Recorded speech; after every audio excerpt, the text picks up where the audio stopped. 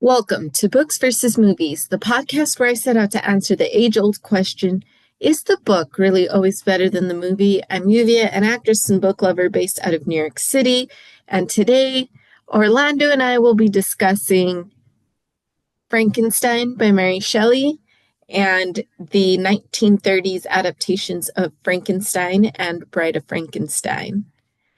And because Orlando loves horror, I wanted him to take the lead. So he's going to take the lead, but I'll be here discussing and chatting with him as always. Yeah. Thank you for having me as always. And thank you for bringing me on. Frankenstein is obviously a Universal Classics, one of my favorite movies from the Universal Monster. So I'm really excited to talk about it. Um, I guess I feel like it'll be easier to talk of Frankenstein and Bride of Frankenstein as a whole. When we're referencing them, we're referencing them that movie as a whole unit, even though as we saw watching that back to back, there's some differences even between movie and movie. Yeah. Cool. Um, so I guess the first thing to mention is just it's not like the book. No, Uh, not at all. the movie is not like the book at all. There are some similarities, but before we get into that, I felt like I wanted to talk about the biggest differences, or I would say the noteworthy differences. Um, One of the ones that was glaring to me is how the book is definitely more about philosophy. Yeah. It's the philosophy of creating man and what that would mean. Well, as the movie is more literal, it is Yeah. more literally about creating a monster. And one of the things I think it was you who told me that the Frankenstein 1930s movie is the first one to show electricity being what creates the monster. And from then on forth, we've known as electricity is what created the monster, when in the book that is not talked about at all, Yeah. ever. Yeah. And the reason it's not talked about in the book is Frankenstein is intentionally vague because he's trying to, in telling the story of how he created his creature, he's trying to prevent anyone from repeating this experiment. So he's never, he says he creates life, but he never intentionally says how he did it. Yeah, that's true. He even has that discussion with the sailor at the end of the book, where they're talking. The sailor is intrigued by how he created the man. Um, and you're right. You're right. Frankenstein's very much like no, because I don't want anybody else to try doing this. So it's just it's very interesting how the movie. I felt the movie goes so deep into and spends so much time in the creation when the book purposefully chose not to. Yeah, definitely. Um, uh, Another big thing that stood out to me is in the book, nobody knows about his experiments. Yeah. Like this is his big secret. He does not tell, even when people start dying, um, nobody knows. He doesn't tell a single person about what he did and the creature he created. Biggest difference in the movie, first scene is people barging into the castle and him being like, "Let me show you what I'm doing." Yeah. So everybody's aware. Yeah. So I thought that was very interesting because I felt like that just changes the dynamic entirely in the whole entire book. Victor is feeling sorry about himself. He's feeling hateful about himself.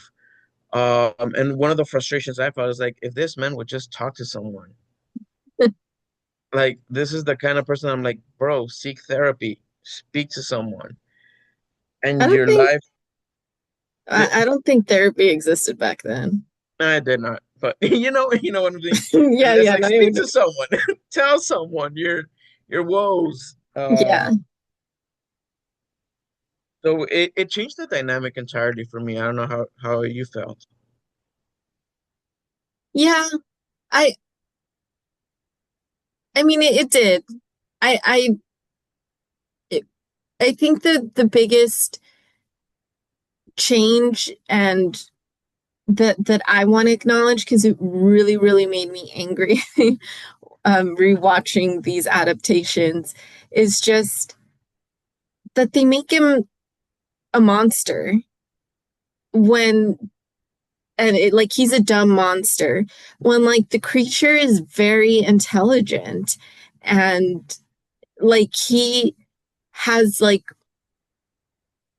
he is like Frankenstein succeeded in creating a whole new human and he's just an ugly human because he's you know patched together from different people and body parts and whatever, but he's a human. And in the films, he's very much a monster and a really dumb.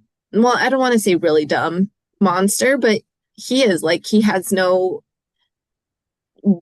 like, he grunts and he learns to speak in Bride of Frankenstein, but he, he doesn't like in the first, in Frankenstein, the film, he grunts and it isn't able to communicate. Yeah, yeah. I would definitely agree with that because Mary Shelley is an amazing writer. She wrote some very beautiful monologues, and the creature recites some of the most beautiful monologues. And then in the movie, he's like, "Arr." Yeah. That's all he does. That's all Yeah. he can do. I also found it so fascinating because I feel like it all ties into, I guess, just the theme in general. Because in the book, the creature definitely teaches himself. He learns about fire. He creates fire himself. He learns how it harms him, but he also learns how it keeps him warm. I don't know where they got this whole thing that the monster is scared of fire. Yeah. I don't know. That Yeah, one of the many things that they added that I'm like, why did you add this? This makes zero sense. But I definitely missed that. I in the book the creature is just so fascinating, Yeah. and so intellectual. Yeah.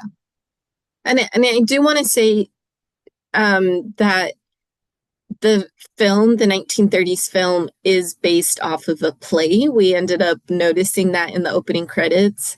It does say that it's based off of a play written by Peggy, I forgot her last name. So this is technically not an adaptation of the actual book.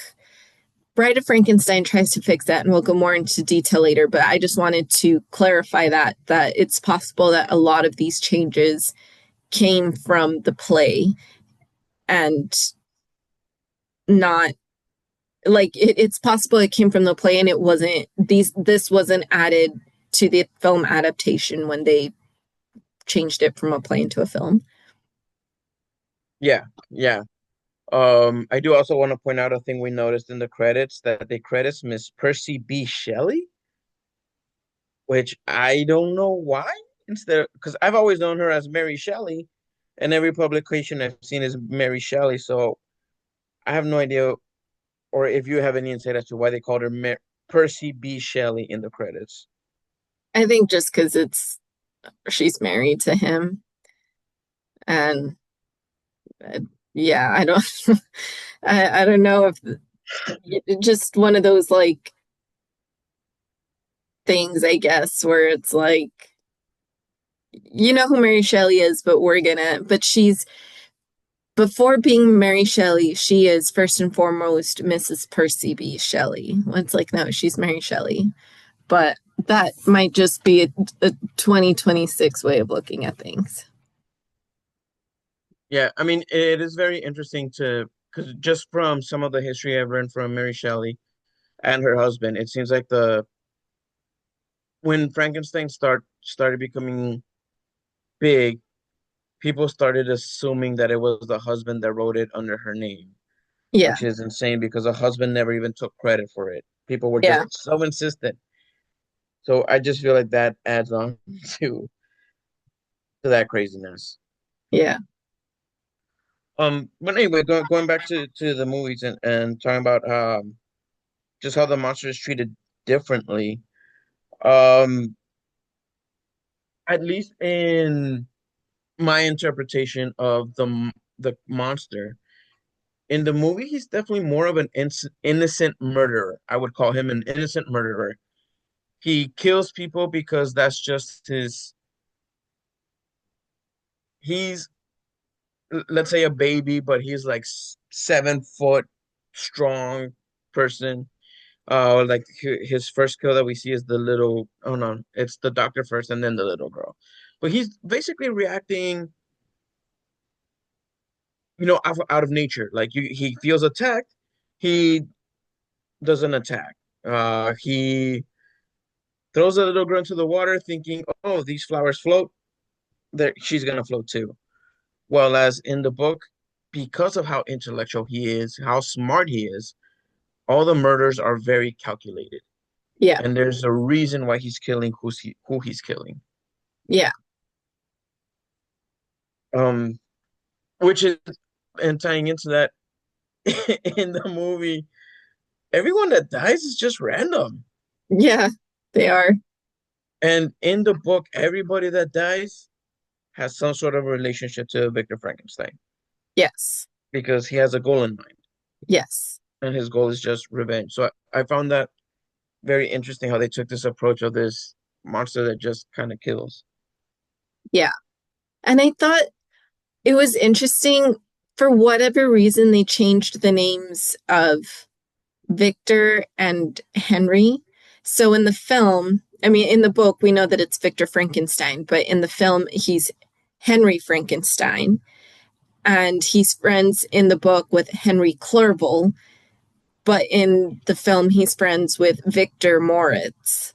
So they changed the name of Henry and Victor. I don't know why they switched them from Victor to Henry Frankenstein or yeah, but for whatever reason that change was made kind of pointless, but it was made.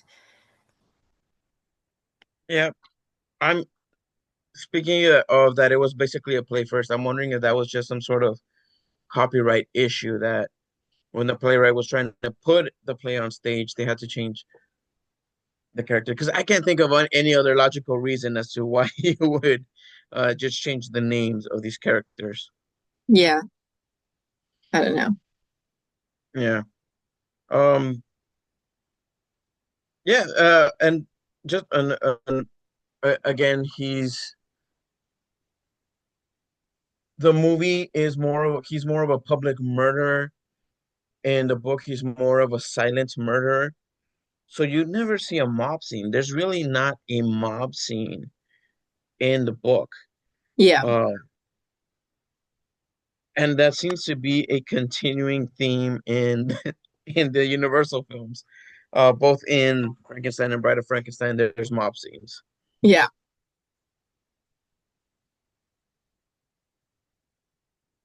So I mean, we're already gonna start touching into Bride of Frankenstein, like I mentioned. I feel like since this book is a whole thing, I feel like the first movie and the second movie kind of touches as a whole. One of the things that was also so different in the book, the creature basically convinces Victor to make him a partner. And again, it's all intellectual. It's all because the monster realizes every time people look at me, they're scared of me. They run away from me. I need someone that's equal like me. So you need to create a creature like me that's going to be my counterpart. Yeah. And in the movie, we have, what's his full name? Pretorius? Dr. Dr. Pretorius. Pretorius, who I do not understand why he exists. Why did he get brought into the storyline? He adds nothing to the story. I feel like is an extra character. They needed a mad scientist in there. But unfortunately, the creation of the bride is more Pretorius' idea, because one, he's also the one that tells Henry Frankenstein to create the creature, but he's also the one to convince the monster that he needs a partner and that Victor should. So it's all Pretorius and his weird ideas. Yeah. And it's kind of said that like the he's been doing his own experiments and he's been successful in creating mini humans and they live in like these little bottles and but that's all he's been able to accomplish. And when he saw that Henry was able to create a full living like life-size living person, he's like, I want you to show me how to do it. And in the process, we'll just create a mate for this monster.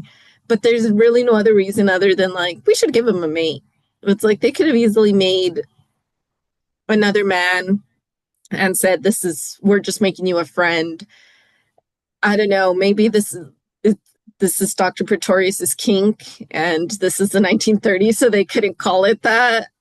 But I don't know. But yeah, he's just very like, I created people, but they're little people, like mini people, and they fit in jars. And you actually created someone human size. So I want you to show me how to do it because I never figured out how to do it. And that was this whole reasoning.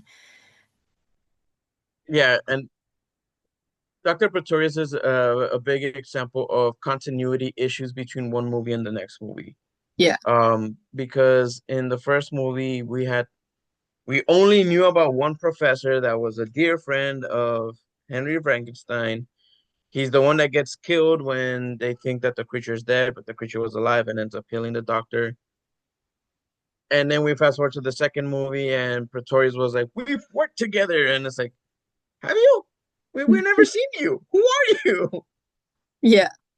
And I do want to say that there was a 4 year gap between Frankenstein and Bride of Frankenstein. So Frankenstein came out in 1931, and then there was a 4 year gap. John Whale, the director, was kind of hesitant to return and do Bride of Frankenstein, but eventually he was convinced. And so in 1935, Bride of Frankenstein premiered. So yeah, well, why don't we get into why there is a Bride of Frankenstein? Um, yeah, my at least my understanding from what the Bride of Frankenstein, why it exists. When the first movie came out, there wasn't a lot of people who criticized the movie for not being faithful to the book at all. So that is why they went ahead and did a sequel called The Bride of Frankenstein that was going to be more faithful to the book. And it's so interesting because apparently, from what we saw in the special features, the director insisted on even including a Mary Shelley portion to give credit to Mary Shelley. Um, so at least that's my understanding as to why the sequel got created, is to try to be more faithful to the book, But it which wasn't. which it did not. It failed at it. Um, yeah, we'll get into the similarities in a bit, but there's not a whole lot. Yeah. Um, yeah, one of the things that I started noticing, especially in the sequel, is religion.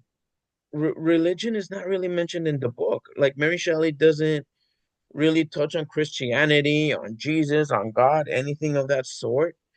Um, and yet that seems to be the big theme of the sequel. Yeah. And one thing that we also discovered in the behind the scenes features is that there's one scene in Bride of Frankenstein where the monster goes into the cemetery and there's like a big cross with Jesus on it. And the original idea for that was that he sees Jesus on this cross and he thinks that Jesus is like him. He's another tortured monster that was left on this cross, and he doesn't realize what Jesus stands for. And the censors were like, nope, that's too blasphemous, so you can't do that. And so and the cross with Jesus is still there in the cemetery, but the monster completely ignores it. And he ends up toppling a statue of, I forgot who, but it ended up being just as sacrilegious as if he had confused Jesus for a monster. So, but they were able to get away with that because they didn't write it in the script. Yeah, I did want to just point out, I found it so interesting that the censorship in that time period happened from the written script, Mm-hmm. not the filmed movie. So if it's in the written script and it wasn't approved, you could change it, but what was happening visually didn't get censored. And I found that so interesting. Yeah. Unless it was women's cleavage, then they, because apparently they had a lot of issues with Elsa Lancashire. I hope I'm saying her last name correctly. When she's playing Mary Shelley, they had issues with the amount of cleavage she was showing, and so visually, when that came out, the censors did ask the amount of cleavage to be cut down, and so yes, visually they didn't change. Once the film came out and the censors were looking at it, they didn't oppose to anything. They did change things, like Orlando said, in the script, but visually there was no changes other than cleavage. God forbid we see some cleavage. Because yeah, then they say that they cut like a good 15 minutes out of that scene because they needed to reduce the amount of cleavage, which is just insane. Yeah. She's not really showing a whole lot of cleavage to begin with. Um, yeah, a few small things that I did notice, and these are small, they're minor. I don't think they affect the story overall. But in the book, the creature is described as fast, agile, and very strong. Like part of the reason why Victor has such a hard time catching up to him is because he's fast. Like he sees him running on the mountain, climbing like nobody's business. So it's hard to catch up to this creature. And for whatever reason in the movie, they chose a very slow walk. But hearing about the behind the scenes, I'm wondering if that was mostly because the costume, the makeup, and everything was just too heavy for Boris Karloff, that there was just no possible way they could have made him fast. Yeah. I mean that could very much explain it. Yeah. I mean, you were the one that told me the whole story about the director, but it seems like Boris Karloff ended up with back problems because, first of all, the costume was just too heavy. But also, your story. Yeah, the apparently Boris Karloff was getting a lot of attention on set, and John Whale, the director, didn't like that. And so in Revenge, the scene where the monsters carrying Henry Frankenstein up the mountains, he had Boris Karloff do that scene over and over and over again. And I think the suit and the full costume with everything he had to wear, the boots and everything, it added 48 pounds to Boris Karloff. So he had an extra 48 pounds on him, and he has to carry this other man who weighs however much the average man weighs up and down the mountains over and over again.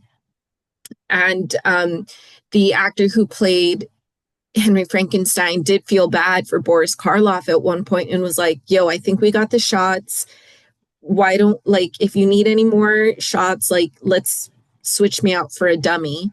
And the director was like, nope, you're going to keep doing it. And so Boris Karloff ended up with back issues for the rest of his life, that and they were pretty severe. I think he had to have like three different surgeries on his back afterwards. But yeah, so it was brutal.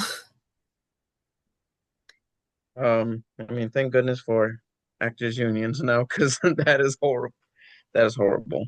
Yeah. Um, yeah, and the other small thing I noticed is in the book we travel all over Europe.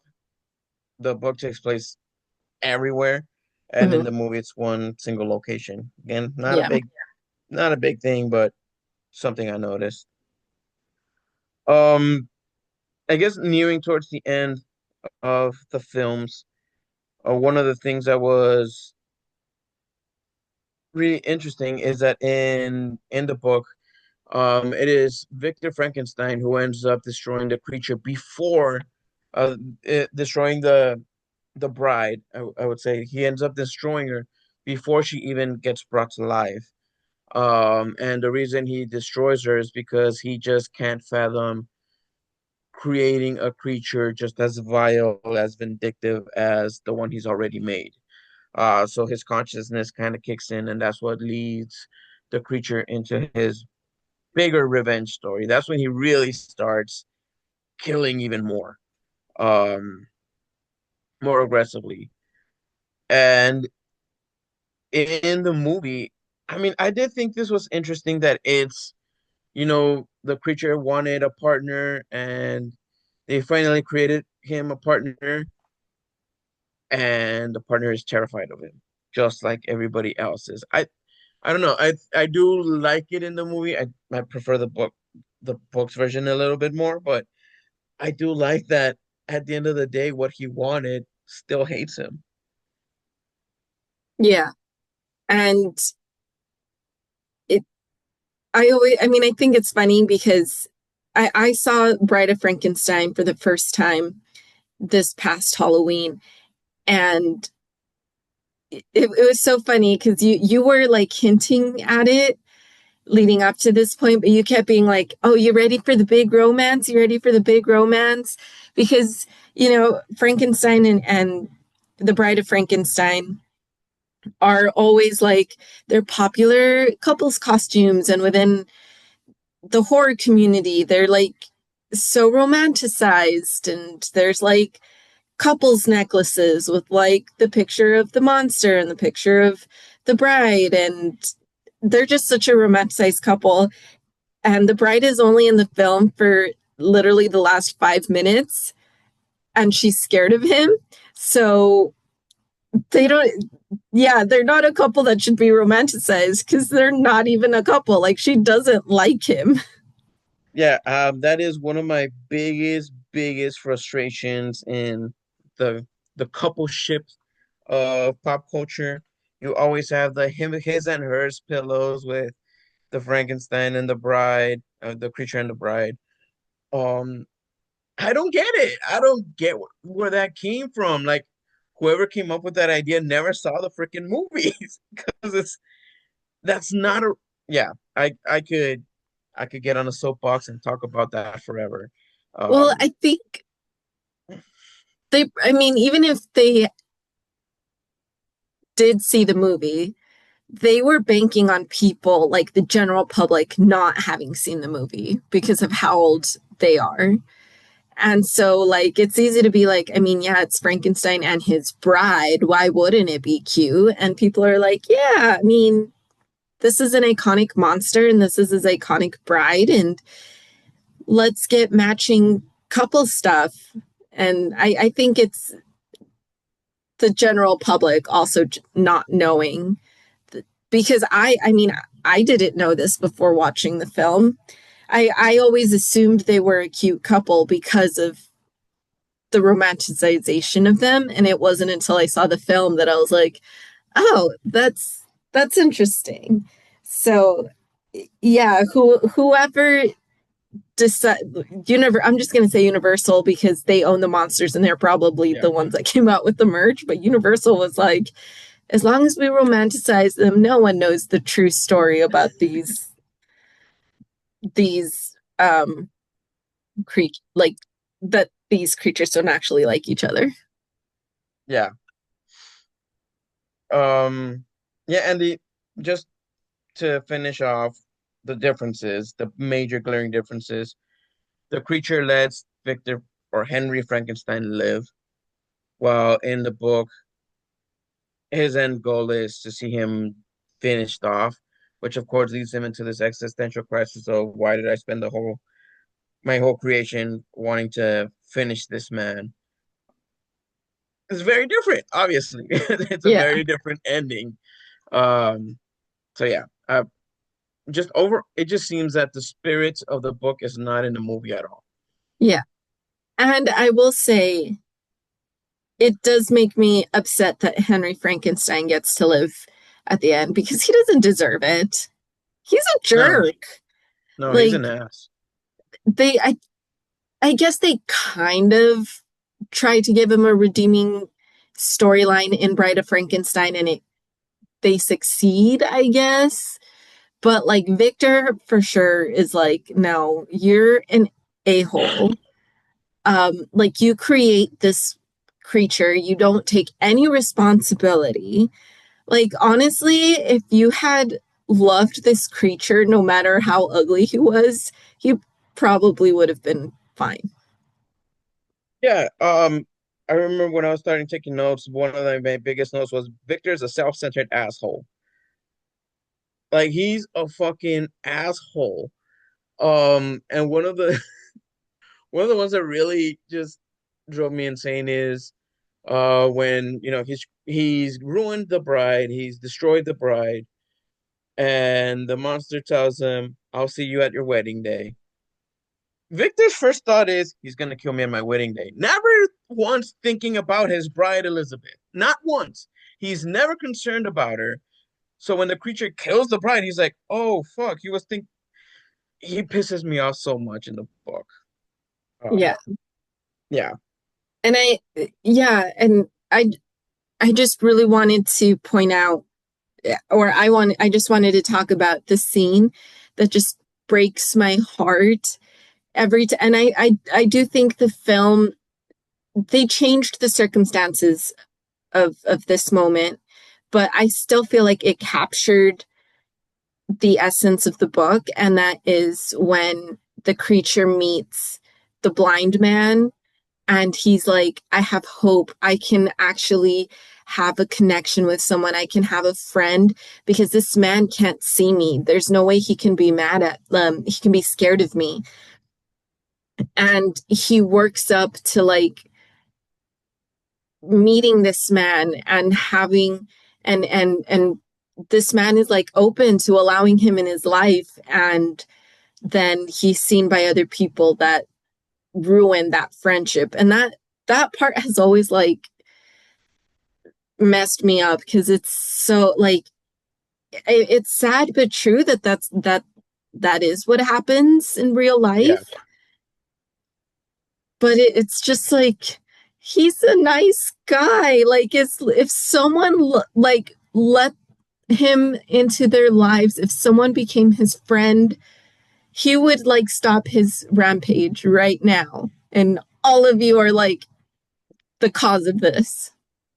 yeah, yeah. I mean, since we're on the subject, we might as well talk about some of the similarities. But yeah, one of the similarities is yes, the creature is tall, creepy, and terrifying, and people look at him and run away. And the only person that tries to be his friend is the blind man. And yeah, I would agree that seen both in the movie and the book is so heartbreaking, especially because the blind man sees him for who he is Yeah. and is willing to continue being his friend, but whoever's around him doesn't allow that. Yeah. And the blind man desperately needs a friend. So it's also sad for him. Yeah. Um, a similar wrote down a woman named Elizabeth. Sure, they both have a woman named Elizabeth, played by two completely different actresses, Yeah. where they didn't even try in the slightest to cast someone remotely similar to the actress in the first movie. Yeah. Another similarity is the monster does kill a child. That is his first kill, is a child. that The says circumstances are different, though. the circumstances are completely different. The gender is different, obviously.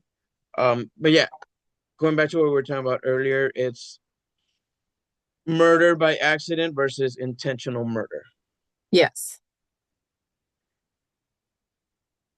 Um, I think that's about it when it comes to similarities. There's a blind man, there's a monster, there's a bride, uh, a child gets killed, and there's Elizabeth, and there's a father, um, played by a Although very obnoxious. the father's only in the first one, though. Oh yeah, he's Now not that in I the think second about one. it, yeah. You're right. They mention him. They're like, oh, the father's somewhere, but the actual father never makes an appearance. Yeah. I also want to point out that in the book he has two siblings. Mhm. Um, and the reason I want to point it out is because obviously the little one dies by the hands of the creature. What happened to Ernest? We know nothing about Ernest because the little one dies, and then after the creature the bride is destroyed, the creature kills Henry Curville, he kills the Elizabeth, he kills, which leads to the father ending up dying. And then Victor's like, everyone around me dies. I hate my life, runs away. What happened to Ernest? He just Like abandons his brother. maybe Ernest was also killed and just Victor didn't like him that much, so he was like, ah, it's fine that he died. I or I feel like it was like, "Ah, the only one I have left is Ernest. I don't even like this fool. I'm leaving. Um, yeah, Victor's a dick. Um, we're running close on time, so I wanted you to do your thing that you do at the end of re-reviews. Well, you have to say first, who do you think is the winner? Okay, the one do I have to say what I rated them? I You would don't need probably to say rate what you rated them. I mean, if you want to, but you don't have to. 4 stars for both. But if I go to drum roll, how do you do your drum roll? I don't know how you do your drum roll. The book. I I absolutely love the book. The film will always hold a special place in my heart because it's a classic horror movie and it's what brought Frankenstein to the general public, and it's just a must watch for me in Halloween season. But the book. And I gave the films an average rating of 4 stars, and I gave the book 3 stars. So by rating the films win, but I I don't know. I have a hard time saying the films. I think the films I like the films and I'm Frankenstein, like the first time I read it, a lot went over my head and I did not like it. And then I reread it and found it really boring and I still did not like it.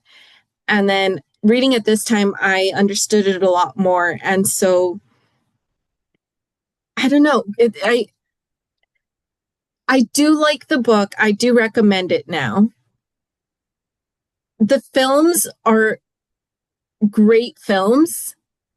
They're horrible adaptations. I will say that much. Yeah, So I think they're both worth checking out. I was more um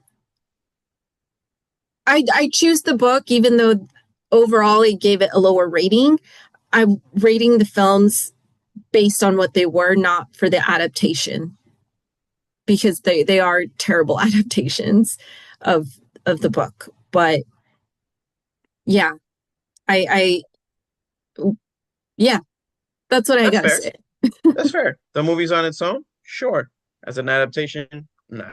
Yeah. Yeah. But yeah, definitely prefer the book. But that's it for this episode. If you liked what you heard, leave it a rating and